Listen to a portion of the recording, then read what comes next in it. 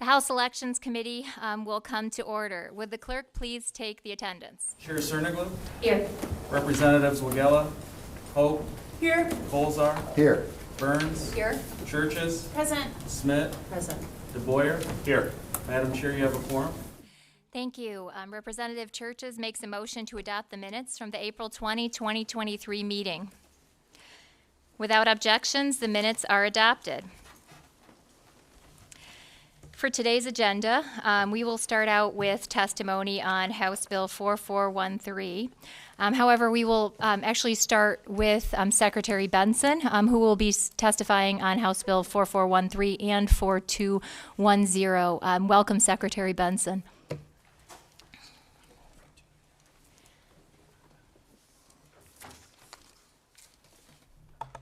Thank you, Representative Cerniglia and Chair Cerniglia and all of you for being here today. I really appreciate all the work that you've been doing as we work to develop legislation to both implement the constitutional amendments that citizens enacted in 2022 and a number of other things as well. So I'm here today, of course, as the state's chief election officer and Secretary of State, but also as a mom and as a military spouse. And I'm here to testify in support of two bills you're considering, both HB 4413 and HB 4210.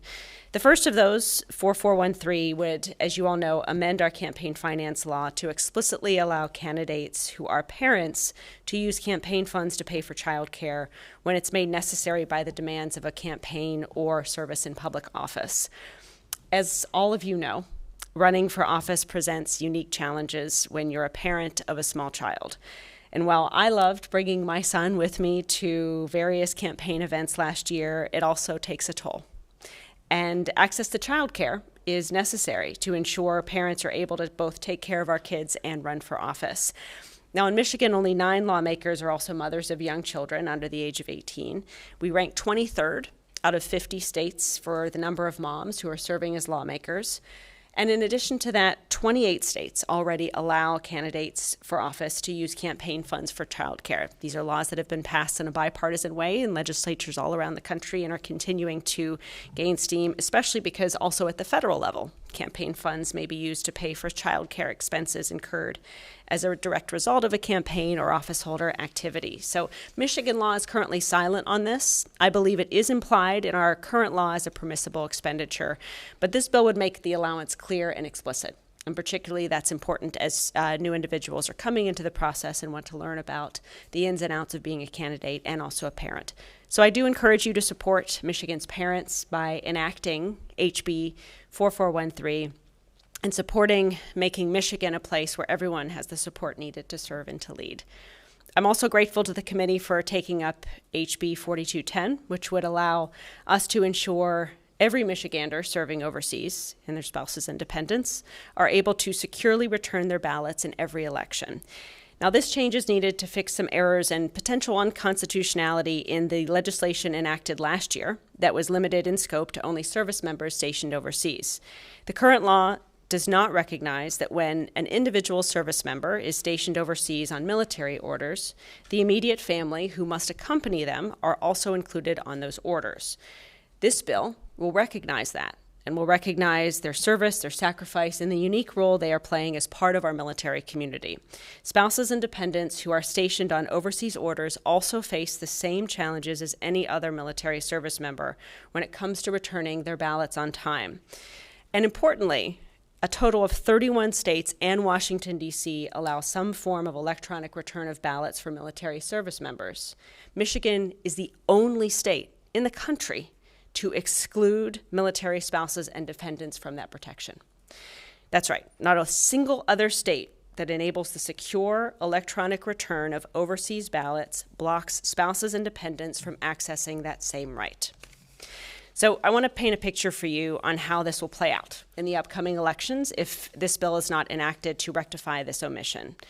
You'll have a married couple, both Michigan voters, filling out their ballots and preparing to return them from their home on an overseas military base.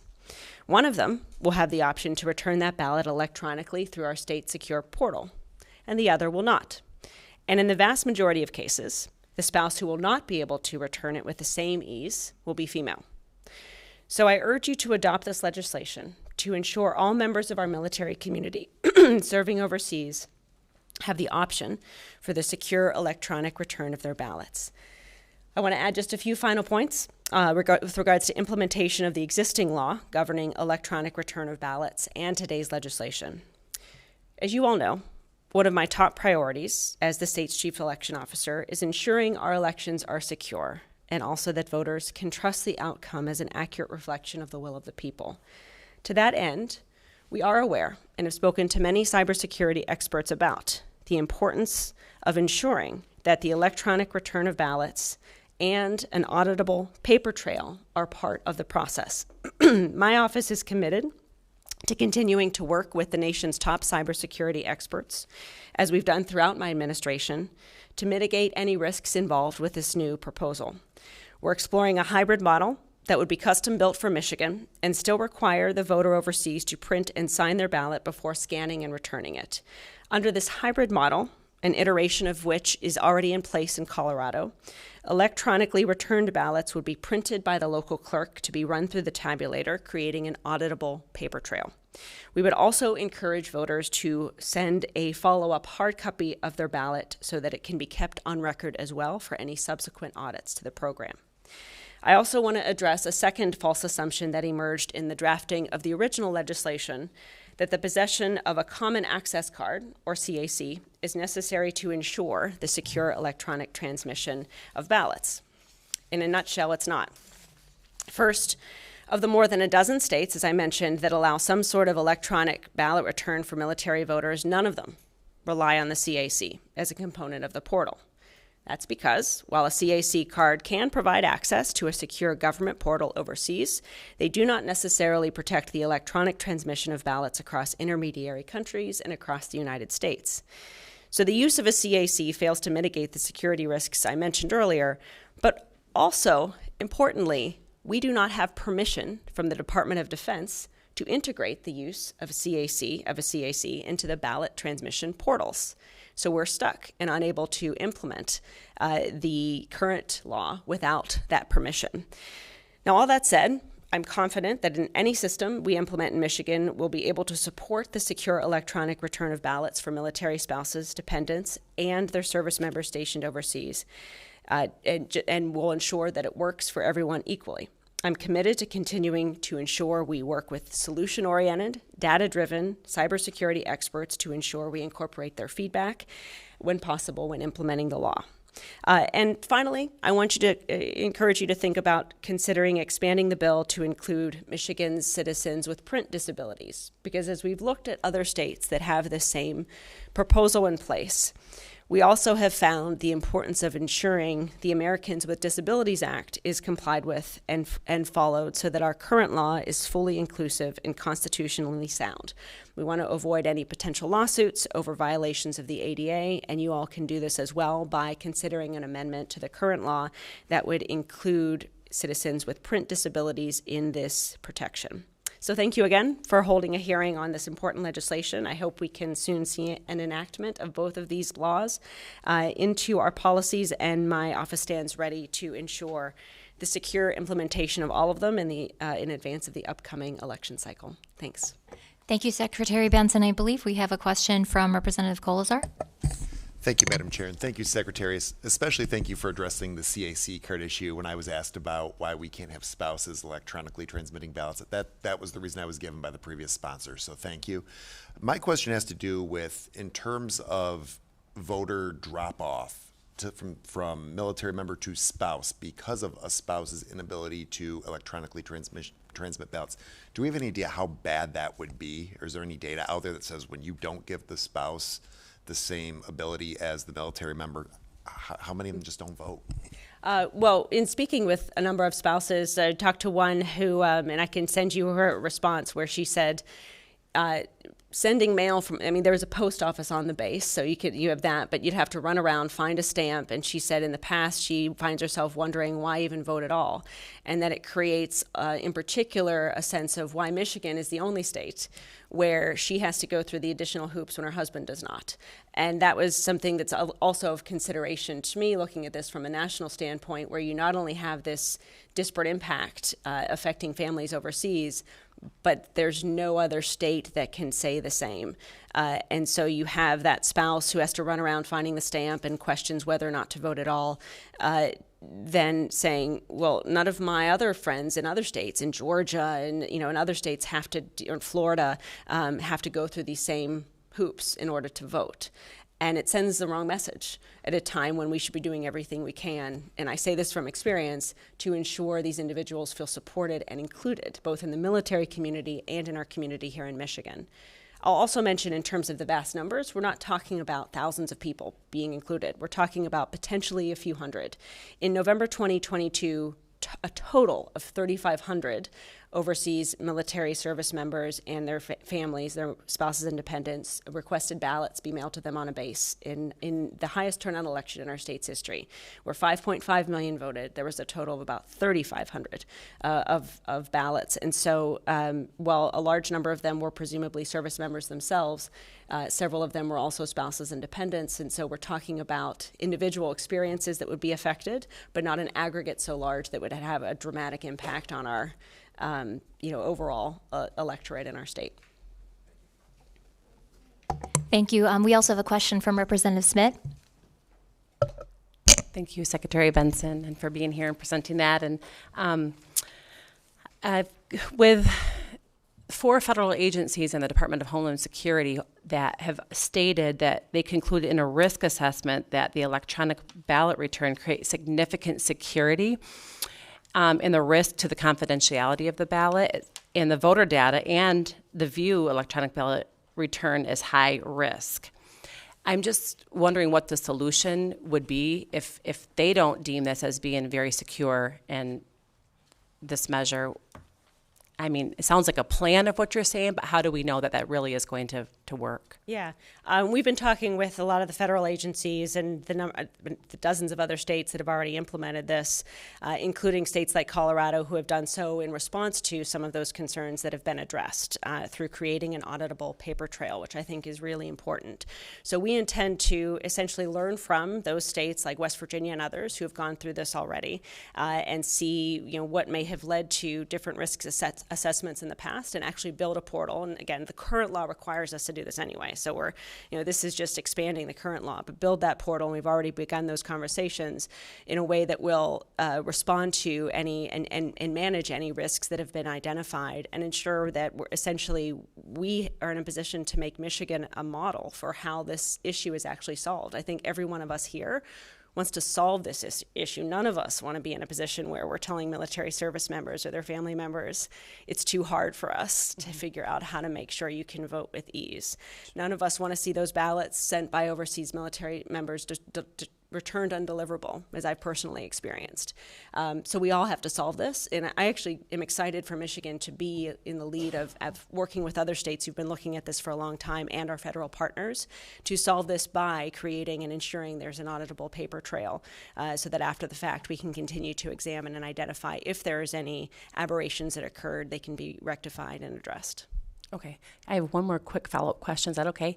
Of those states that you would like to model after, do we know how many of them have like 6 days of the postmark, or not even, that can be returned by the military and overseas voter? Because we just recently passed that as well. So they additionally already have the 6 days. Yeah. Did those states have that as well too? Many do. Michigan, it would be like a Venn diagram that would show which has an overlap, which is a postmarked by state. It has to be postmarked by Election Day and received after, versus it has to be received on Election Day. So we can give you a sense, or we'll get that information to you, of which states have that, but when you look at a state like Florida, which allows even more than 6 days for military service members to return their ballots, and has an electronic portal as well, most states have both. I think is the best way to say it. But I should mention that we're not looking at replicating what's in some other states that have identified some of the security risks you mentioned. We're looking at the states that have addressed those security risks, and so Colorado is the one that we found that does have that auditable paper trail. So we'll get more specifics for you on that, but we find in general most states have both. Okay, Thank you so much. Thank you, Representative DeBoyer. Thank you, Chair. Thank you, Secretary of State, for being here, sharing this with us. Just a couple of questions on each bill, actually, if it's so. First one is on 4413. Would that expense that's used from campaign funds be deemed as an income to the candidate? No, it would be deemed as an expense, a campaign expenditure for childcare expenses that are incurred based on the candidate's parent, dad or mom, activities on the trail or as an official office holder. So what we're going to do is we're going to carve out politicians to be able to use campaign donations to pay for child care expense while other people are paying income tax on that dollar? When the child care expenses are in place and happening because of a person serving as a candidate or an office holder, yes. And again, 28 other states already do this, as well as the federal government. That's good, and I appreciate the fact that they do. However, I represent voters and citizens and taxpayers from the state of Michigan, and I find that if we're going to provide a special tax category for a candidate who doesn't have to pay income tax on that money they're using that's being donated to their political campaign, I just find that pretty amazing that we wouldn't even consider at least seeing that as an income. But with that being said, yeah, I would suggest there's a lot of campaign expenses that might fall victim to that type of argument that you're making. So perhaps what you're arguing is for entire overhaul of what candidates are allowed to perhaps that could be. You may be right on that one. Secondly, on the 4210, the first one is I understand the common access card, the conversation about that, and moving it to spouse family members. How do we determine who an eligible spouse or an eligible family member is? Please give me a little bit of... The military just determines that for us. I mean, I know when my husband was stationed overseas, I was on his orders as the spouse. So it's usually, I mean, it's not too difficult to figure out if the military service member is legally married and has a dependent who is of voting age. So would we require them to provide perhaps their military ID number to confirm that they're indeed a military That's a great question. spouse? Yeah, there's ways to verify it, and I agree when we're talking about any types of things like this, we do need to have verification in place. So we'll look into that, but there's certainly ways.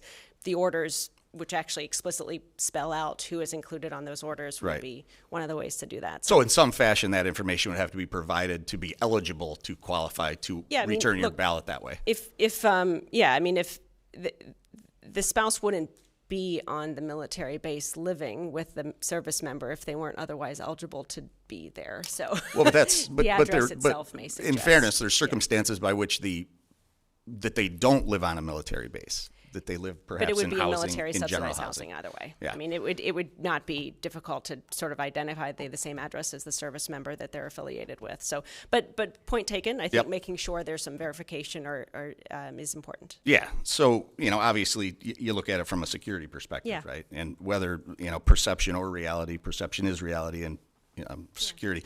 Just to follow up additional on that specific topic, is there any discussion to expand this to the general voter who may not be within the boundaries of the United States?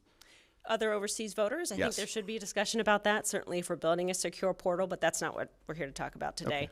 I would also note, however, I mentioned the concerns about the ADA that we do need to be mindful of because other states have been sued for excluding those individuals. And successfully sued, I should mention. Thank you, Secretary. We're going to do one final question from Rep. Kolazar. Thank you, Madam Chair. I think in terms of caregiving expenses on Cayman, I don't have children. So you can make an argument I have an unfair advantage because I don't have, a lot of candidates, when you start to get these higher level offices, have to quit their jobs. And therefore they have to make sure their children can be cared for.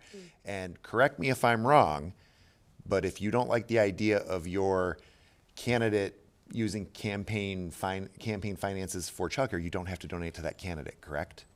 Well, sure. There's lots of choices involved. I should also mention there are some candidates that have larger districts than others, requiring more gas or more mileage to visit voters all throughout the state. That's another campaign expense that you could make the same argument that it's perhaps also paying someone to be able to drive all around this beautiful state. But when it's done to further a campaign candidacy, it should be permissible to spend campaign-raised funds on those types of expenses. Thank you, Secretary Benson. We appreciate your testimony. Thank you again, Chairman. Now we will have Representative Hood testify on her bill.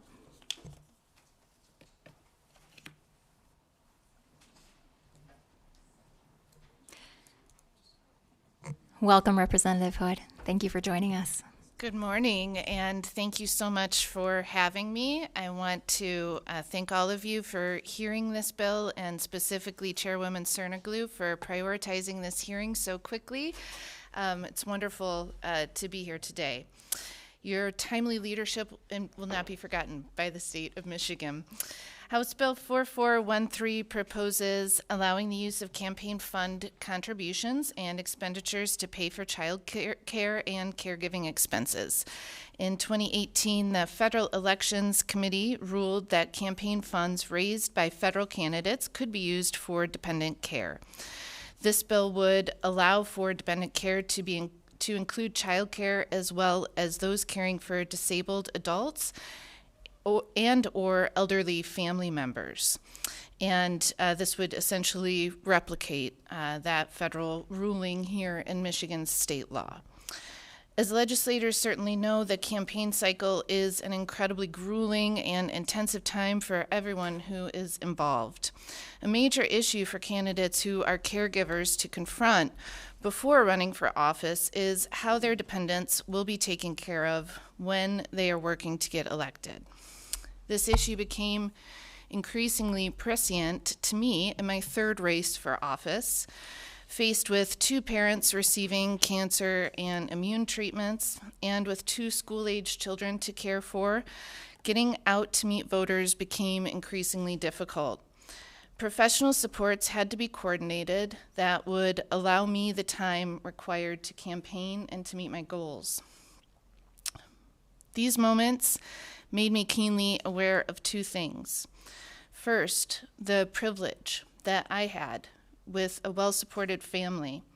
And I'll enumerate these privileges because I think it is incredibly important to understand these dynamics. The things that allowed me to run for office included generational wealth, my father's veterans disability benefits, quality educations and good paying jobs, a lifetime of 2 people carefully saving, no illnesses or physical injuries until end of life. At times, operating in my own family, immediate family, with a single income earner, and or making decisions for my spouse to take less intensive jobs and earn less money in order to care for my children. It included quality health insurance and more. It included a great caregiving company, which is difficult to find these days. Individuals who I could trust to be with my parents 24/7 over the course of 3 years. Without all of those privileges, I would not be here. And it takes an enormous amount of resources to deliver a caregiver, a mother or a father, a parent, a daughter, a son, an aunt, an uncle. We never know when we may begin to assume the care for a sibling in a car accident, or for even a cousin, right? These moments are difficult in the best circumstances, much less in the midst of campaigning. I was also very aware that every moment that I invested in my parents' care and in working to manage their team, I was in the midst of deep learning about our community and our state's caregiving and healthcare systems. These touch points and systems were invaluable. Obviously, the wonderful care my parents received was invaluable, but also the learning that I was doing along that journey has become invaluable in understanding the work that I am involved with here in the Capitol, supporting the development of career pathways for caregiving industries, understanding the cost of cancer treatments, the emergency around blood donations declining in Michigan. All of this knowledge and experience made me a better caregiver and, important to the people of the state, a better lawmaker. As this evolved, it became increasingly clear that we need more informed caregivers in office, serving here in Lansing and in Washington, D.C. And so if I could use my privileges to run again and to face these extreme challenges, but use that privilege to deliver more opportunities, I committed that I would. Allowing campaign funds to be used for child care and care services will empower caregivers to run for public office by helping to ease the financial barrier for candidates. This bill will help level the playing field for caregivers, people who are proven leaders, people who are proven to go above and beyond on behalf of others. These are the people we need here in these seats, and I hope you will join me in reducing barriers to allow these people to join us here in service. The bottom line is that this bill would remove a significant obstacle that many caregiving candidates face when running office, and this means that more parents and caregivers have the opportunity to run for public office and to bring their experience to the decision-making table in Michigan. Allowing campaign funds to be used to help pay for child care expenses removes barriers for caregivers who are campaigning or thinking of doing something to strengthen our democracy. I hope you'll join me in supporting these concepts and in helping to move this bill. Happy to take questions. Thank you for bringing this forward, Representative Hood. As a mom to a small child myself, I certainly understand, and I feel very fortunate that I have a husband who works from home, because if he did not, it would be very challenging. So thank you for bringing that forward. Are there other questions? Representative Smith. Thank you, Chair. And thank you, Representative Hood, for your testimony on this. And I also am a mother of 3 boys living at home still. I understand the challenge of that. And while this bill doesn't seem illegal, but my concern would be, where do we draw the line then with what's acceptable for campaign expenses if we start with this? I mean, what will it be going forward? Well, I think with each change to the law, those opportunities would be debated in a public hearing, as we are doing here now. This bill really focuses very specifically on a certain need, and I think it's quite clear, where caregiving begins and where it stops, and what those expenses look like. Thank you. They would be reported through, traditional campaign finance reports. Thank you, Representative Wagella. I have a comment, if that's okay. Thank you for this, from the bottom of my heart, because I think a really big problem we have in politics right now is accessibility of working class people to be in office. We don't have disclosures yet in Michigan, which we're going to be working on, but in the U.S. Congress, the majority of members are millionaires. The net worth of the average American is $121,000. The median income is just over $30,000. I believe the reason some of our institutions are not working for the working class is because there are not working class representatives in office. And I think this bill allows us to start to change that. It's one small step in a lot bigger picture that we need to fix. But I appreciate you bringing this forward. Thank you for your comments. Thank you. We also have a question from Rep. Churches. Thank you. Mine is sort of an extension of what you had just mentioned. So I was a teacher. I was running in a very competitive district. I was a teacher for 10 years, and I had been on a pay freeze for 6 of those 10 years. I had my master's degree, and I made under $60,000. When coming at this campaign, my opponent was a man who was a prominent business owner in the community, also came from a long line of very successful insurance agents, very well-known, name recognition, and very flexible schedule, right? Business partnerships, relationships, and access to money. My opponent self-funded their campaign over $10,000. My opponent had less than 400 donors. I had more than 7,000 of smaller donor donations. I tried to make it so I could take time off because being a teacher is a very challenging profession. I couldn't afford it. They wanted to make me a part-time music teacher. I would only make $710 every 2 weeks. I couldn't afford to do that because I had a health condition that I needed health insurance for. And if I didn't have that, it could be devastating to my health because I had an upcoming surgery and it needed to be monitored every 6 weeks. I had to make these decisions. I worked a full-time job every single day, and I door knocked until it was dark out. And if I had a child and I wasn't able to pay for a child care, it would be devastating to me, and I would not be able to run for that seat. The only reason that I am sitting in this seat is because I had a team, a network, a support in my community that showed up for me because they believed in me. But I needed help watching my dog. I needed help letting electricians into my house, doing things, right? But that's because I have a family. That's because I have community members. But if I was a mother, if I was a single mother, I don't know if I could do it. So my question for you is, does this bill strive to give access to people, working class people, to have a chance to work and sit in seats like this, a better chance because they have a harder time getting here? Do you think that's what this bill is striving to do? Yes, ma'am, I do. Thank you. Thank you. Representative DeBoyer. Thank you, Madam Chair.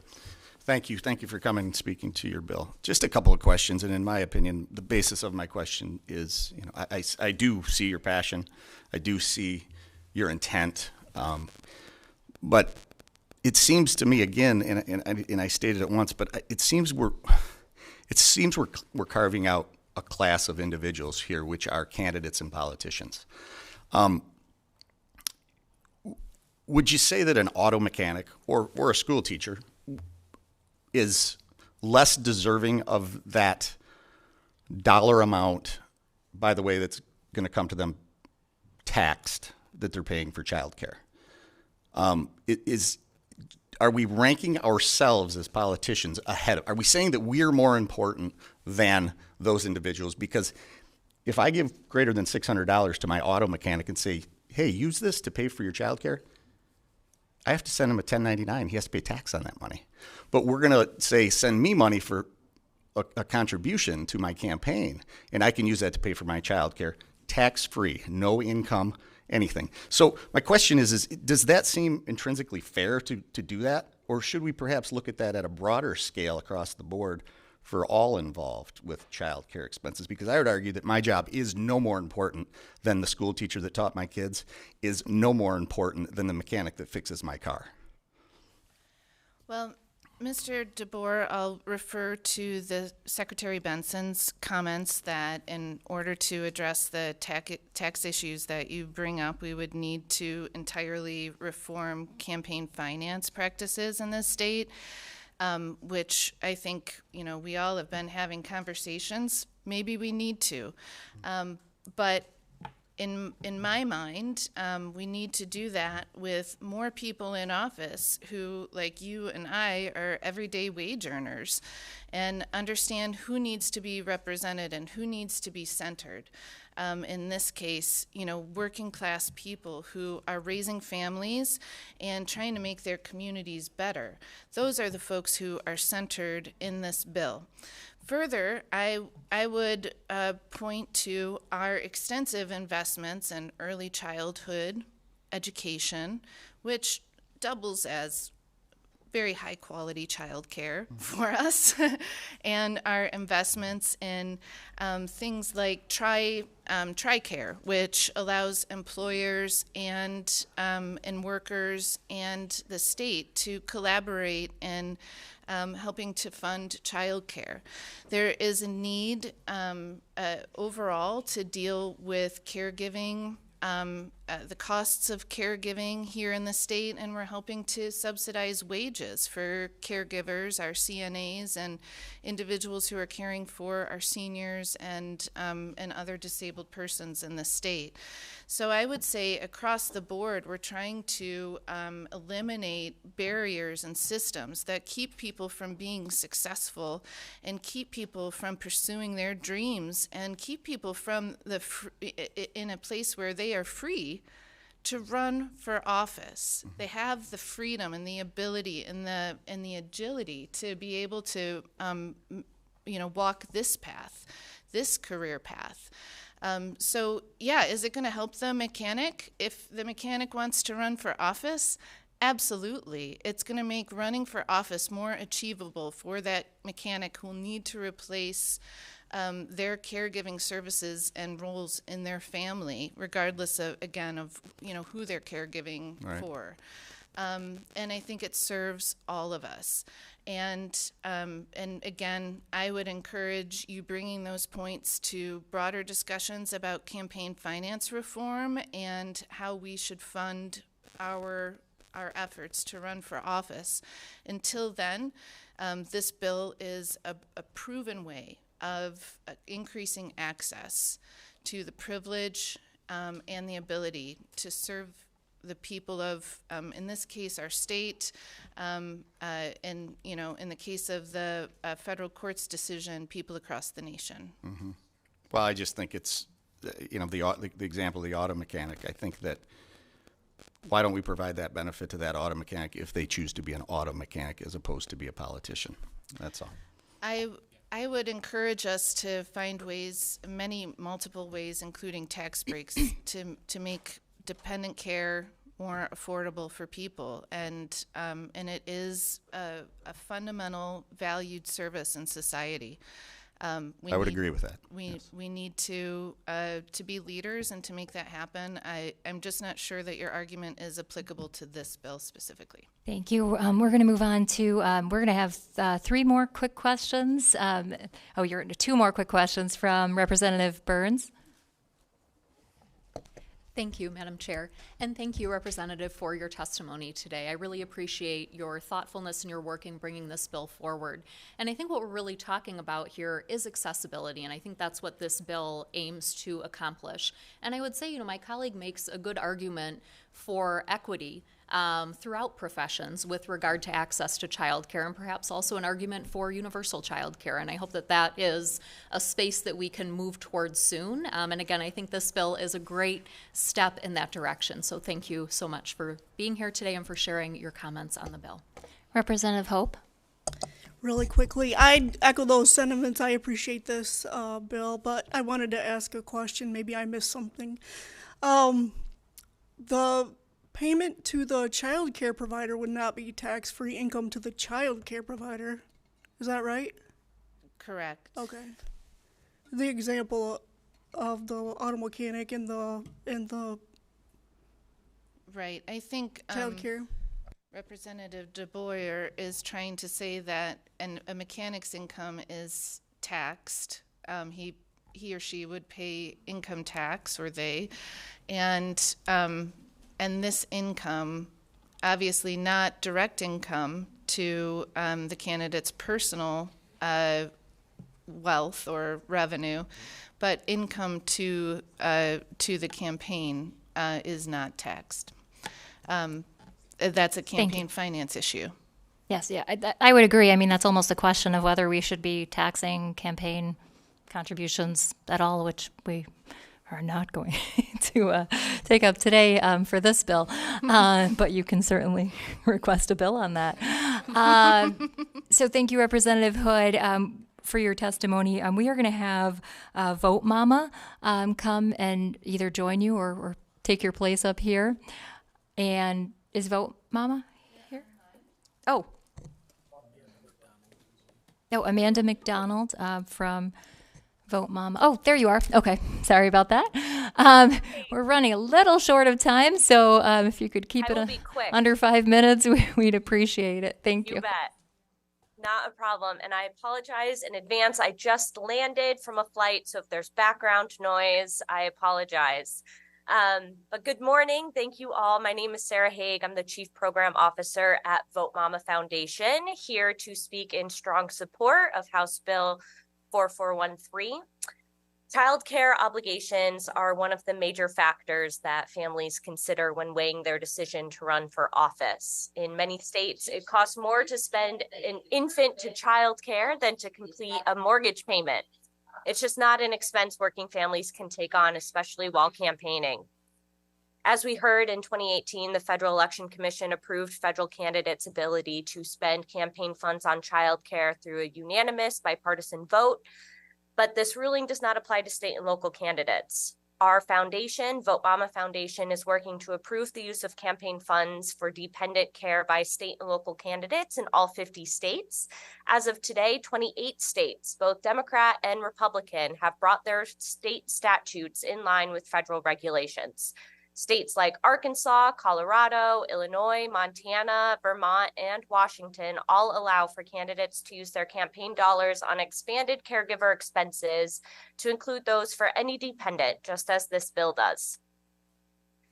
This legislation is a bipartisan initiative for moms and dads alike. As with any other campaign finance allowance, this bill creates an option for use and is not a mandate. Candidates don't have to spend their campaign funds on caregiving expenses if they don't want to. Even better, this common sense solution is at no cost to taxpayers. We thank you for your time and consideration. I urge you to support this bill and vote it out of committee, and I would be happy to answer any questions that any member has. Thank you. Thank you. Seeing no questions, we appreciate your testimony today. Thank you for joining us. Now we are going to move in a different direction here, and we are going to take up testimony on House Bill 4210 from Representative Glanville.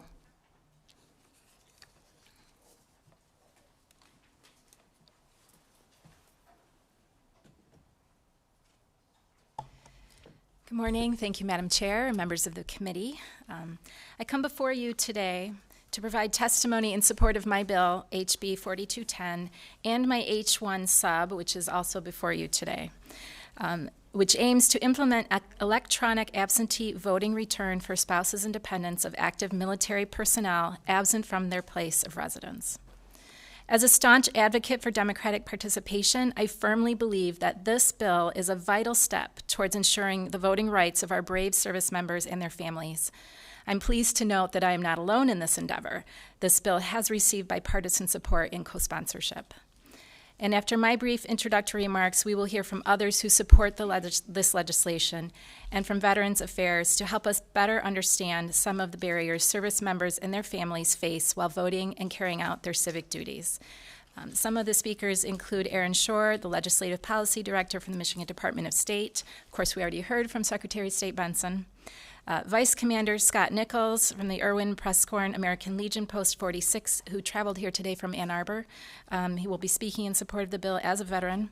And we'll also hear from Terry Sabo, Deputy Director of Legislative Affairs for the Michigan Veteran Affairs Agency.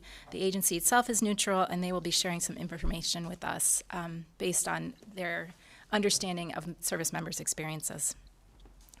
So I think it's safe to say that everyone in this room recognizes the significant sacrifices made by our military personnel and their families.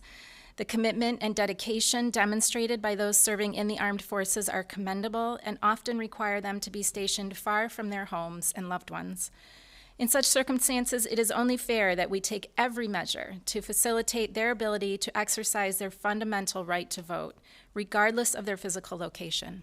And late last year, the Michigan State Legislature did just that.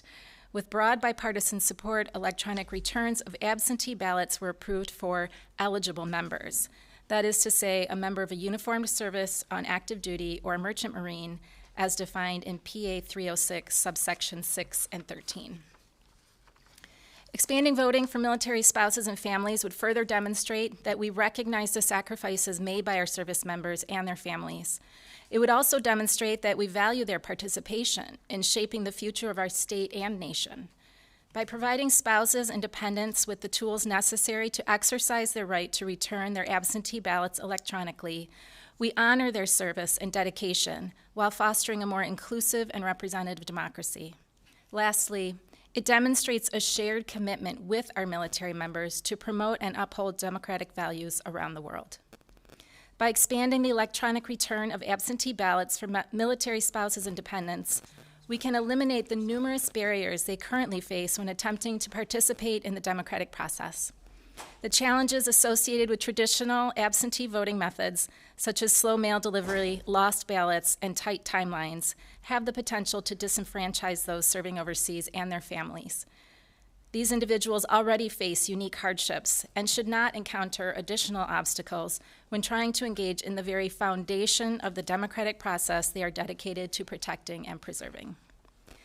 The bill before us today offers a secure and efficient solution to address these concerns. And we already heard from Secretary Benson earlier some of the details regarding the process, including an auditable paper trail. So with this secure technology, we know it is now possible to create a reliable system that ensures the integrity and privacy of the voting process.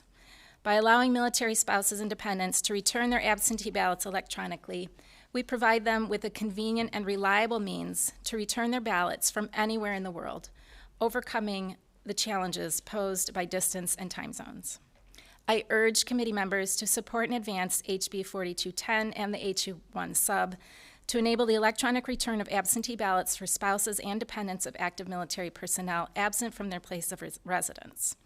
Doing so will ensure that we protect and uphold the democratic rights of our military families, facilitate their engagement in the electoral process, and strengthen the integrity and inclusivity of our democratic system. Thank you for your consideration. And I don't know if you want to do questions now or if you want to hear from others first. I think we'll do questions if people have questions for Representative Glanville that have not already been asked of the Secretary of State. I don't see any. I have a quick question for you. Sure. The Secretary mentioned including individuals with print disabilities. Is that a conversation that you are familiar with? That is not currently a part of this bill. We would need to have further conversations to determine if that should be a part of this amendment or a separate piece of legislation. Okay. Thank you. Thank you, Representative Glanville. We will hear testimony from others. We appreciate you being here. Thank you. We have Terry Sabo on behalf of the Department of Military and Veterans Affairs. Welcome. Welcome back, I should say. Thank you, Madam saw Chair. You a couple weeks ago. Well, thank you, Madam Chair, for having me, and as well, thank you to Representative Glanville for having us testify here for the Department of Military and Veteran Affairs. So I just want to clarify real quickly that we would have really liked to have had somebody here in uniform today to be able to testify, to talk about some of the things that we're always concerned about when it comes to these types of bills. Unfortunately, everybody is on another assignment or out of the country or whatever the case may be. But I am a deputy director for the entire department, and I oversee the Legislative Affairs Division of that entire department, which consists of the Army and Air National Guards, the Michigan Veteran Homes, the Veteran Affairs Agency, and then also our State Operations Division. But this bill, House Bill 4210, the department has taken a neutral position, and it really does affect more so our currently serving members in the Army and the Air National Guard. But I just wanted to talk real quick today in my testimony about some of the things that we're always paying attention to when it comes to these types of bills. One is to ensure that our National Guard members are covered, and I see the language in this bill does do that, but I just wanted to make sure that you're aware that that's one of the things that we're always looking at, is because in some certain instances, National Guard members here in Michigan, when they are stationed overseas, they're not considered to be activated, and sometimes there is a little bit of confusion between what their status is at that time and in their role as a National Guard member. So we're always looking for that. But also when it comes to the voting, which is really what this House Bill 4210 is about, we definitely know that some of our serving members, when they are overseas with their spouses, quite frankly, they encounter different things, as I brought before this committee here a couple of weeks ago in regards to another bill. They run into some difficulties sometimes when it comes to the timing of when that election is and where they're traveling, or other times they have issues when it comes to where they're actually stationed at. Our Postal Service, we all know what our Postal Service here in the States is all about, for better or for worse. But in some cases, it is not very good in some other locations around the world. And so while we may, think that this is the way it is just because it's here in the United States, this is how the mail system works. In other countries and other locations, it does not work the same way, and potentially there could be very lengthy delays. So I just wanted to bring those two issues before you, that while this is a very important matter to us as a department for our serving members, because of the certain circumstances that could arise, we have a few things in mind, though, that when we look at these things, and we want to make sure that our members have the ability to vote, because it is important for them to vote, to make sure that their spouses and dependents have that ability as well to be able to vote, and to ensure that their vote is counted not only on time, but also securely. Those are the things that we look for, but we also look to the legislature to decide how that is done, working in conjunction with, in this case, the lead agency, which is the Secretary of State's office. So that is the reason for our neutral position, is, again, we look to the legislature to ensure that these problems are resolved in whatever way you see fit. Thank you. Do we have questions? Thank you for joining us again. Thank you. Now we will have testimony from Vice Commander Scott Nichols from the American Legion Post 46. Welcome.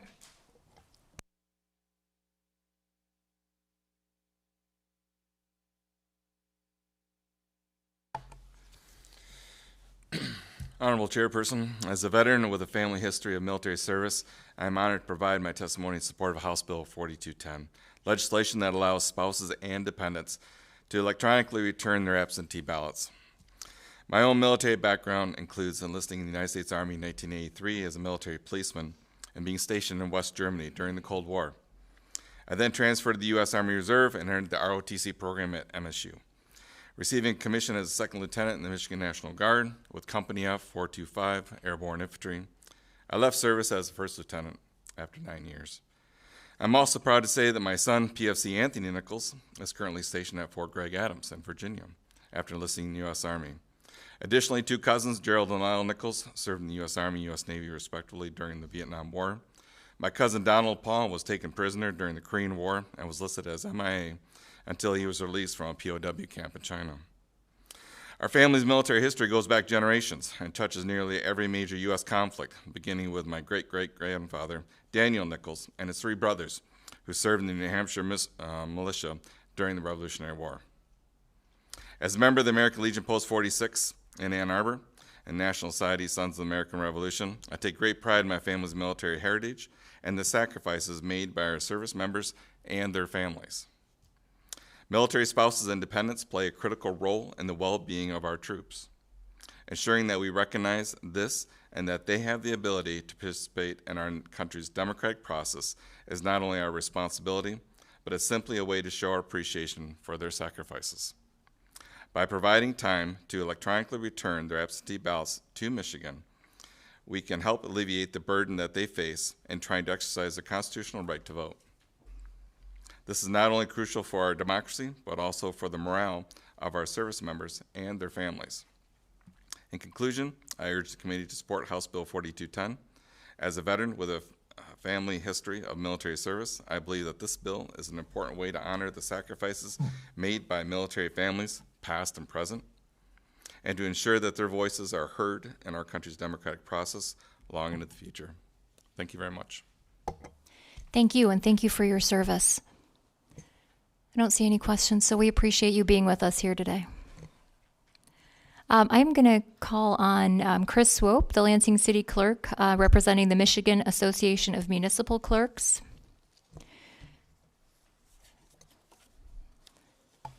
Welcome, Clerk Swope. Thank you, and thank you for the opportunity to speak. I will keep it brief. I think everything has been very well said by Secretary Benson, as well as the introducing Representative Glanville, so I appreciate their testimony. But from an election official perspective, this is a tool that we appreciate, that we want to be able to allow our military voters who are outside of the country and their families to take advantage of this.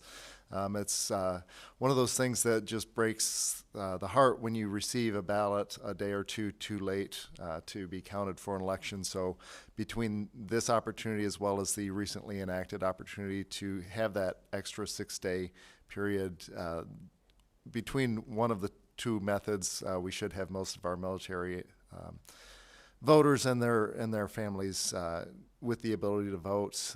Some military voters are in places where it may be impossible for weeks or months at a time to even get a ballot into the postal stream. So this would help accommodate those situations and increase the participation of those who are serving our country, and we do appreciate their service and want to make sure their vote is counted. Thank you, Clerk Swope. So this is an opportunity to ask a clerk from their end if anyone has questions regarding this process. No? Okay, thank you. I believe we have Diego Echeverri from Secure Democracy on Zoom. Are we able to get that? Welcome, Diego. In the interest of time, if we could keep it, testimony to 3 minutes or less, that would be very much appreciated, and we look forward to hearing from you. Yes, ma'am. Thank you so much. I appreciate the opportunity to testify here and support Madam Chair. My name is Diego Echeverri, and I'm the Director of Advocacy for Secure Democracy USA, a nonpartisan nonprofit that works to build confidence in our elections and improve voting access for all Americans. I'm also a veteran and served with the U.S. Army's 10th Mountain Division in Afghanistan. Thank you to Representative Glanville for this good legislation that will modernize and expand voting access for Michigan's service members and their families. The history of remote and absentee voting is the history of our military. This is a practice that started during the War of 1812 and again at a much larger scale during the Civil War, so that our troops on the front line could exercise their right to vote. Today's battlefields and technology have changed. Our service members are stationed all over the planet. Care packages and mail could sometimes take a couple of months to reach us when I was in Afghanistan. Service members, along with their families, can be assigned to duty stations all over the world in places where mail can also be a challenge. House Bill 4210 will assure that Michigan service members and their dependents will be able to have their votes counted. Our military family members sacrifice a great deal and should also have the ability to easily return their ballots using modern technology. 31 states already offer military and overseas voters the opportunity to securely return ballots electronically to ensure that these votes are counted. The importance of this legislation cannot be overstated. The right to vote is fundamental to our democracy, and our service members should be guaranteed that their ballots will be counted. This legislation is an important step in achieving that goal. By expanding access to electronic voting, we can reduce barriers to voting for those sacrificing so much to defend our freedoms.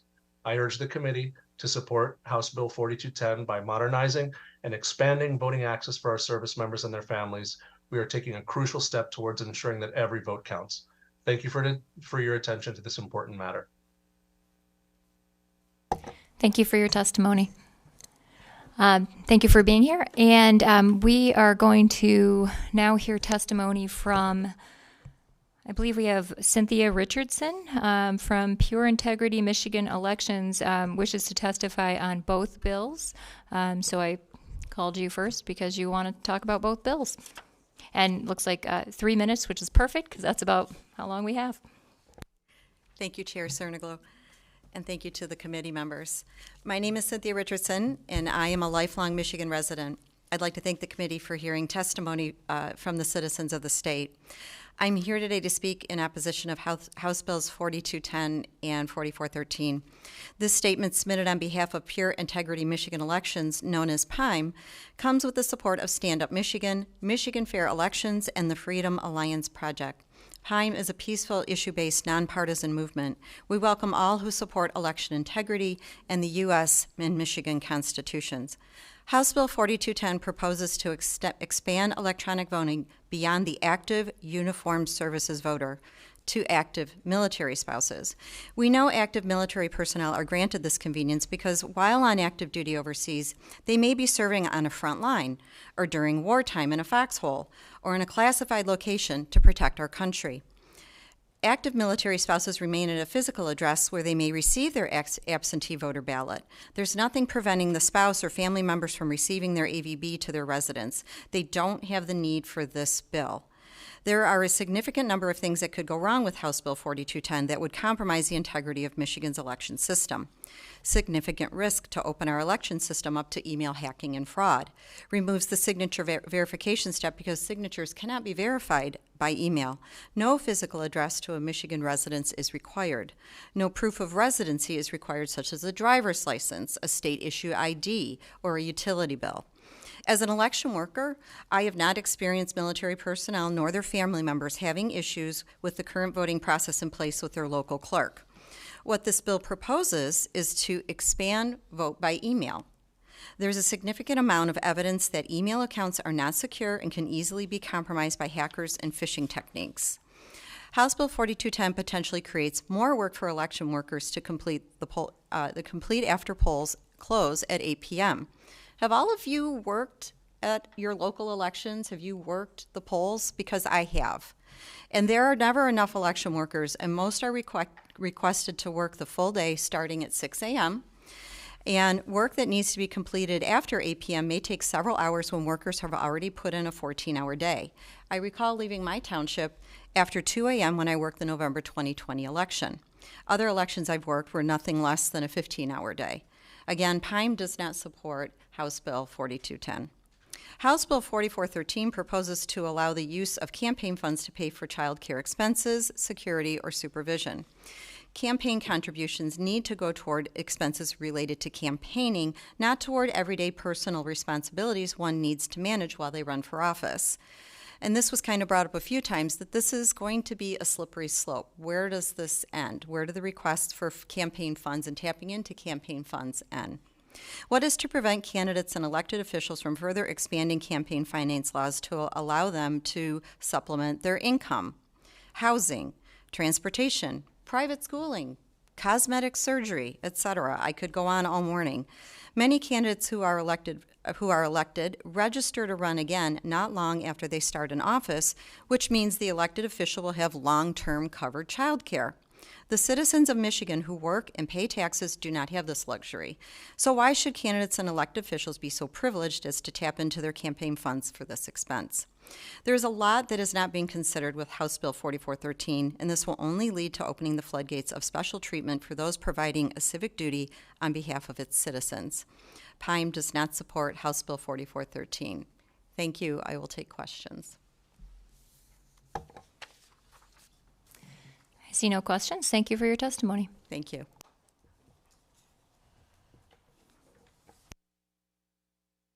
Like we have Dr. Alex Halderman representing himself from U of, I believe he's a professor at U of M. Is that correct?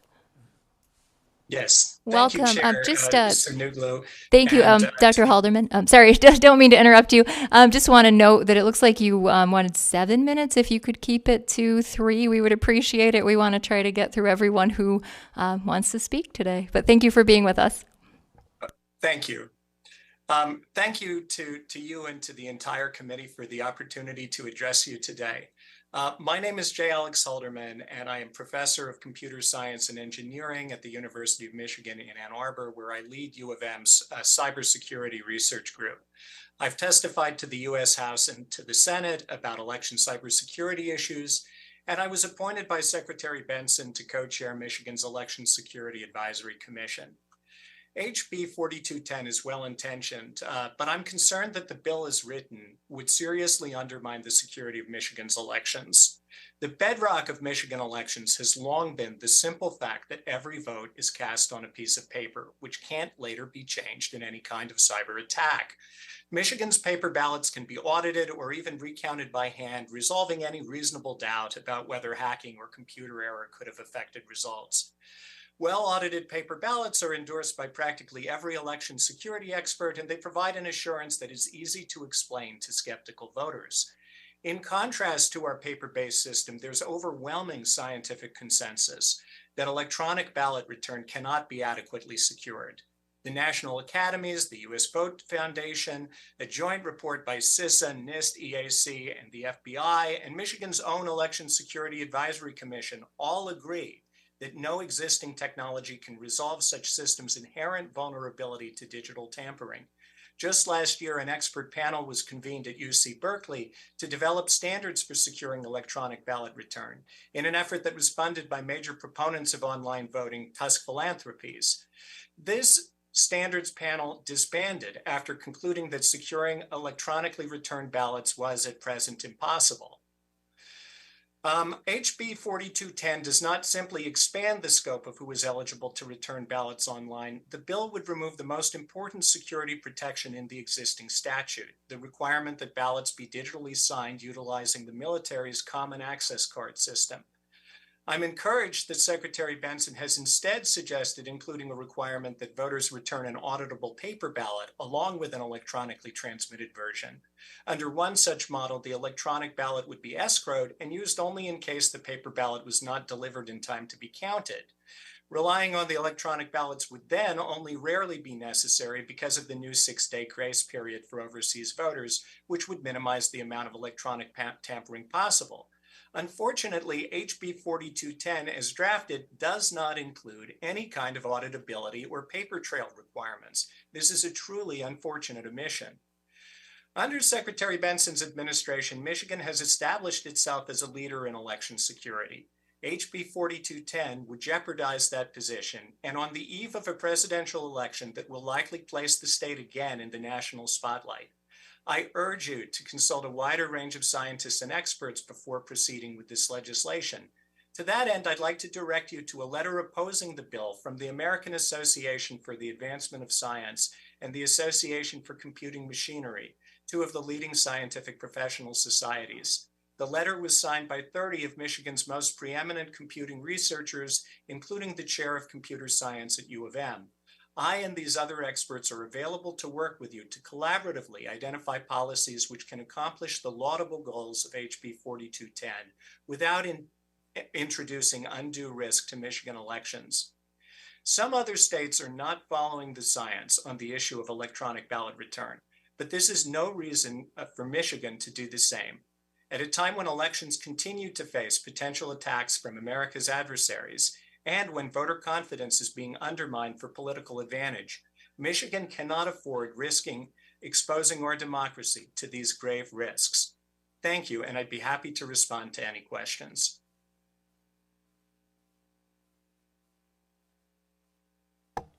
Representative Smith.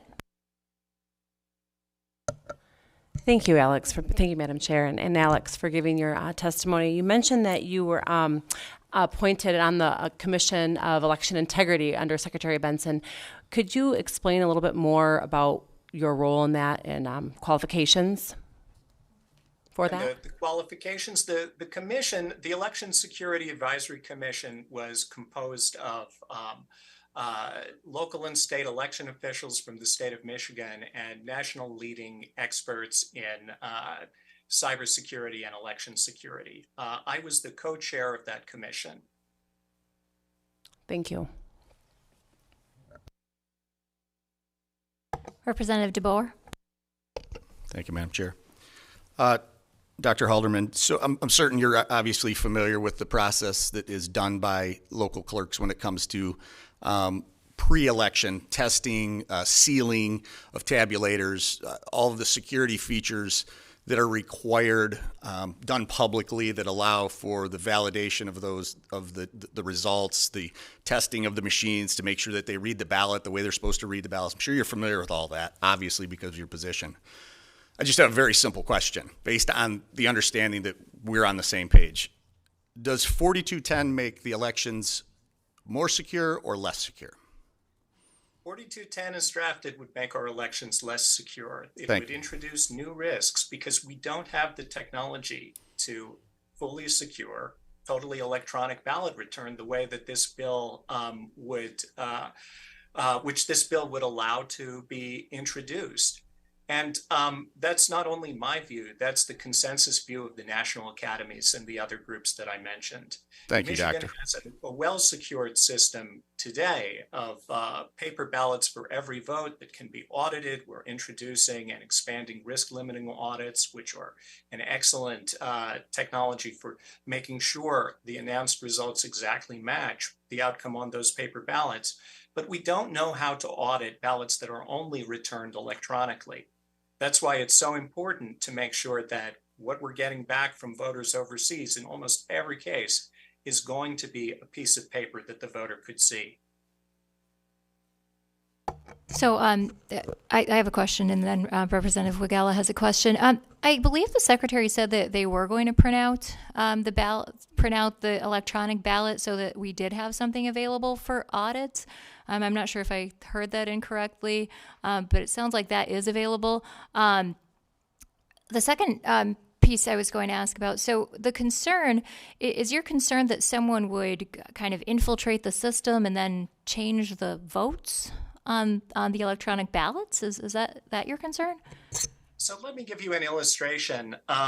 About a decade ago, Washington, D.C. implemented an online ballot return system similar to what is being contemplated under this bill for military and overseas voters. Just weeks before the election day, they held a mock election during which the public was invited to test the system's security. It took just 48 hours for my team at U of M to remotely hack into their server and secretly change the electronic version of every vote. Even though those were later going to be printed out, we hacked in and changed them before that printout happened. So online ballot return technology has not significantly changed since then, and among other risks, it remains vulnerable to the prospect of invisible vote tampering attacks coming in from potentially anywhere in the world. Thank you for the explanation. Representative Wagella? But if I may address the first part of your question about the Secretary's proposal, I think the details there are extremely important. If the voter themselves is returning a paper ballot along with the electronic ballot, and the electronic version is just escrowed in case somehow the paper ballot isn't delivered in time, there's some potential there because you're relying primarily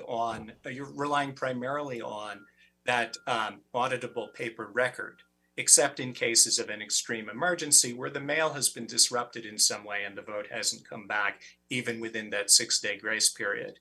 But the details there matter a lot. And I underscore that there's no requirement whatsoever in the current legislation that the secretary or future secretaries maintain such an auditable paper trail from the voter to the ballot box.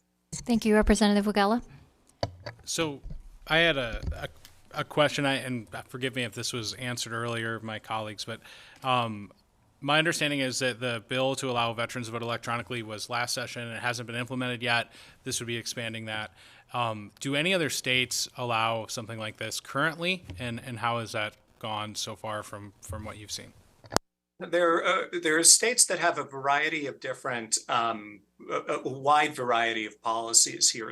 Many of which are significantly more restrictive than what Michigan would allow under this bill, others of which are allow very wide ranges of people potentially to return ballots electronically, which gravely increases the risks. So I think the important thing in this case is to look at where Michigan is starting from, which is a position, in fact, of national leadership on election security. And I think I just would not want to see this state lose that position by not following the science on this issue. The next time that our elections are criticized and unfairly and falsely attacked, where there are accusations that the results are rigged, I would hope that the scientific community and the elections community in Michigan can all continue to speak with one voice that such concerns are misplaced.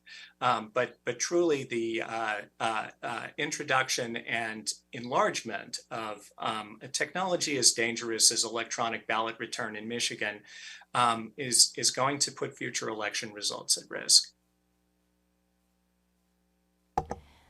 Thank you for your testimony and for answering questions. Thank you. We will now have testimony from Penny Venitas, I believe. Yes. Good morning. Welcome. Thank you so much for allowing me to testify today.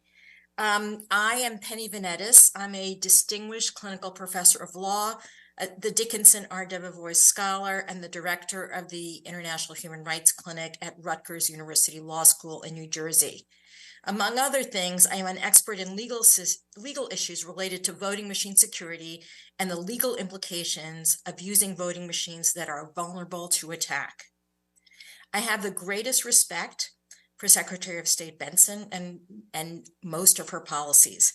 With all due respect, however, on the issue of internet-based voting, although she's coming from a very good place, she's simply wrong. At this time, there is no such thing as secure internet-based voting, period. You heard from Professor Haldeman about the insecurity from a scientific perspective of internet-based voting systems. As Professor Haldeman stated, he actually hacked into DC's online voting system and changed votes. He has been recognized as an expert in computer security by the state of Michigan and Secretary of State Benson herself, who appointed him to serve on her Election Security Advisory Commission, where he said he was the co-chair. That group of luminaries assembled in Michigan concluded that internet voting was too insecure to use in elections and warned the state that votes cast on the internet could easily be changed or erased without a trace. I will tell you about the legal ramifications of using internet-based voting systems in Michigan. I specialize in this area of the law. Given their well-documented vulnerabilities to attack, study after study after study after study in the past 15 years, as well as warnings by the US government to states not to use internet-based voting, if Michigan passes HB 4210 and expands it in the way that Secretary of State Benson recommended,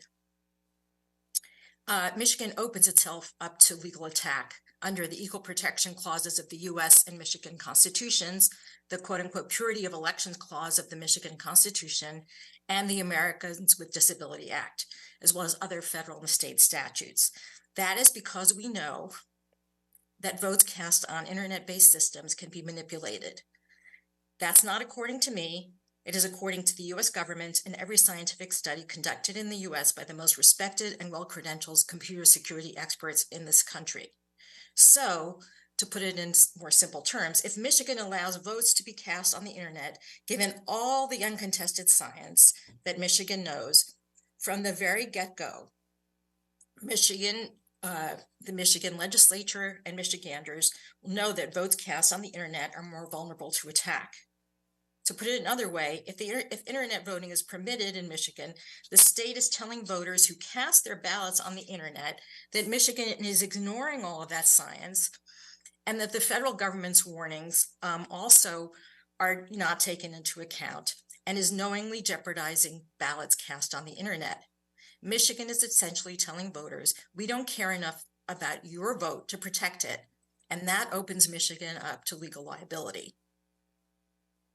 I want to close by telling you about a lawsuit I brought in New Jersey challenging certain electronic voting machines.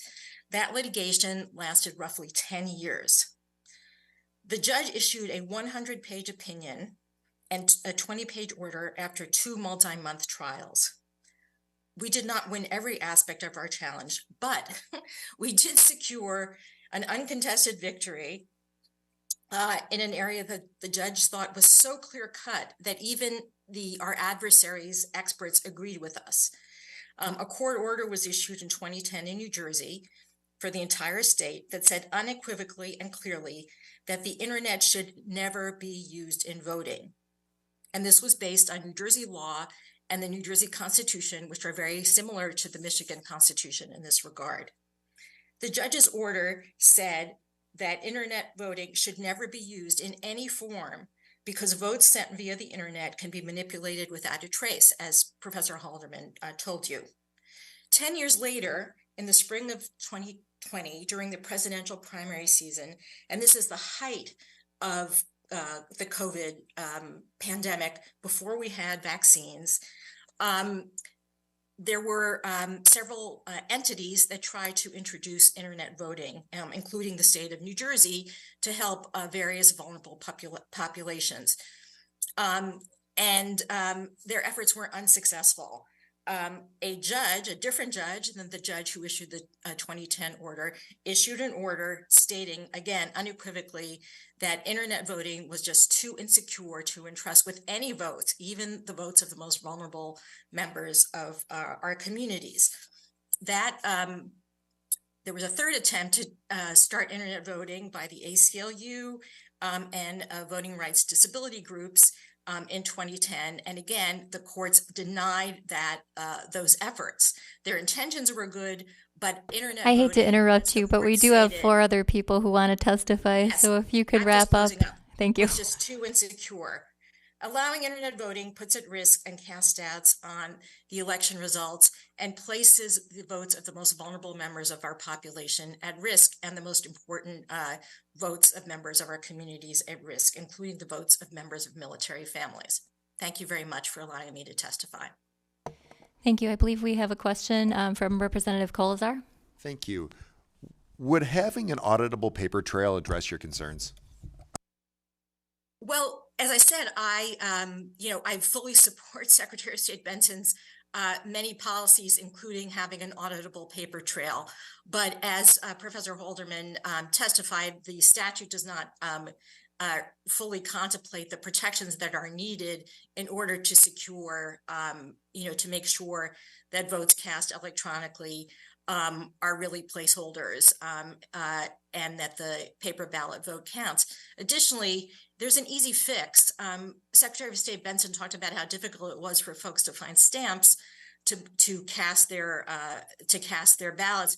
But what the state can do is open up early voting for members of military families to take into account any difficulties they may have getting their ballots in on time. So you can add an extra month to the voting time for members of the military, and that is there you have a paper ballot, you have all the protections in place, and you really don't jeopardize the integrity of the ballots cast by members of military families.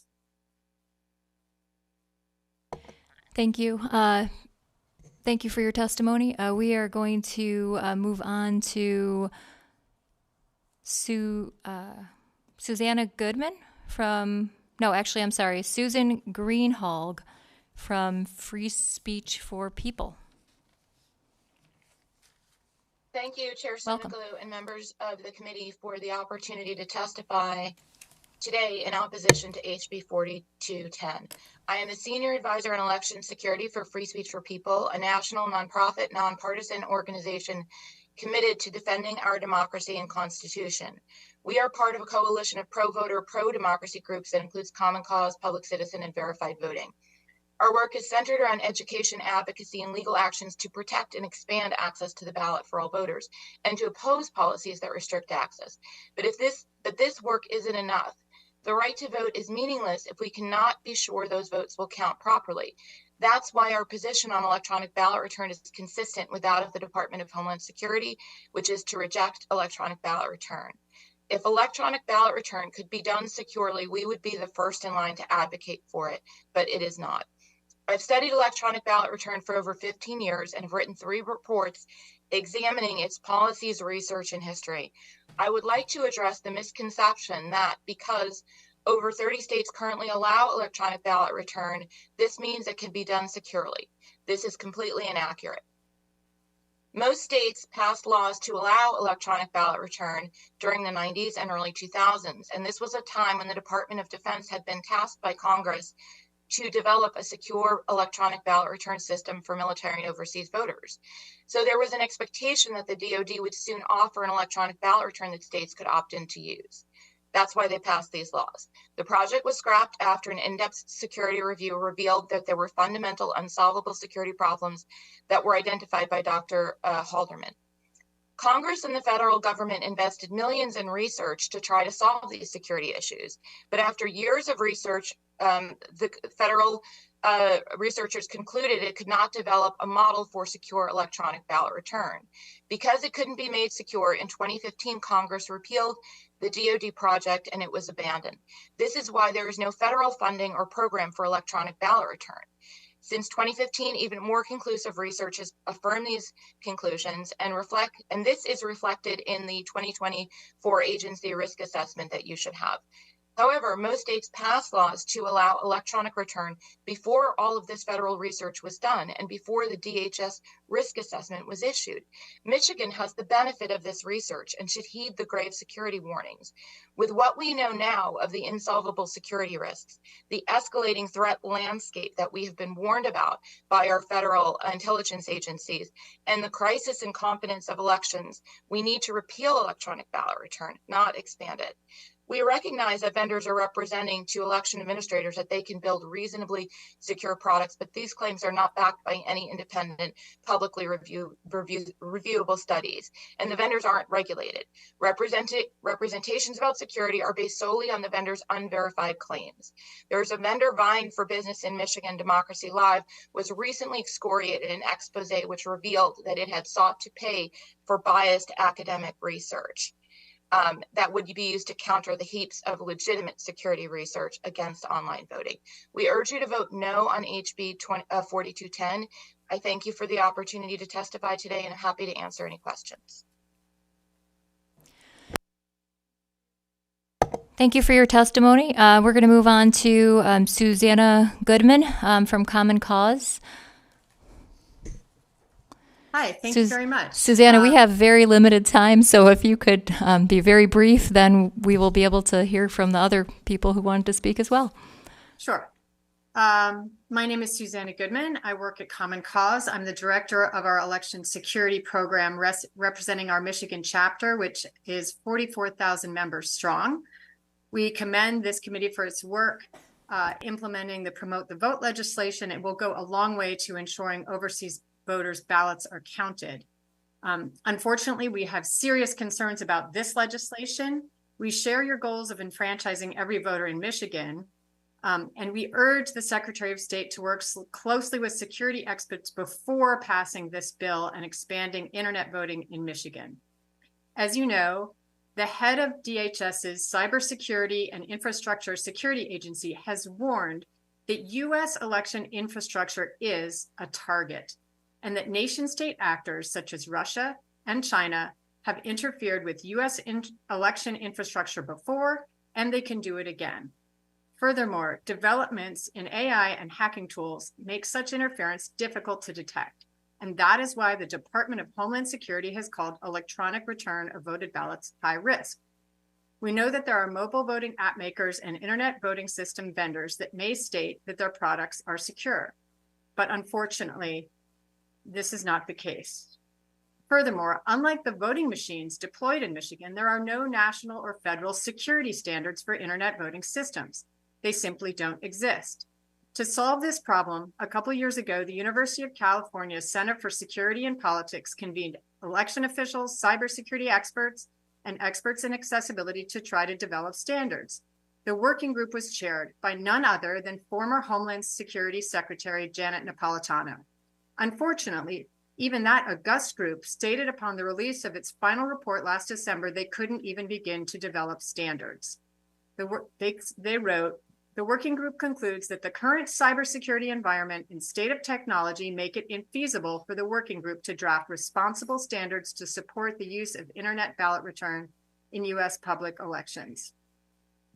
And that when internet ballot return is employed, it may be possible for a single attacker to alter thousands of votes. We respectfully urge you to wait until the previous legislation, which allows 6 days to count a ballot after Election Day, is fully implemented to assess the improvements made and to work closely with the security and accessibility experts to creatively address the needs of the overseas voting community. Thank you. Thank you for your testimony, Ms. Goodman. I'd like to apologize to Aqueen Freechild and C.J. Coles. I know you did wish to speak on the bill. However, we have run out of time today, so I will just read into the record that you both wish to oppose the bill, and if you would like to submit your comments for the record, we can include those. Also, we have several cards to read. Marissa Kovach from the ACLU of Michigan in support of Bill 4413.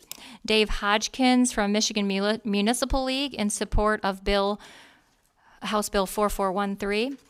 Olivia Luckett, Michigan Democratic Party, in support of both House Bill 4413 and House Bill 4210. Jamie Lyons Eddy, Voters Not Politicians, in support of House Bill 4413 and 4210, and Bill Zagman, GCSI, representing Michigan Association of County Clerks, in support of House Bill 4210. Thank you, and there being no further business before the committee will stand adjourned.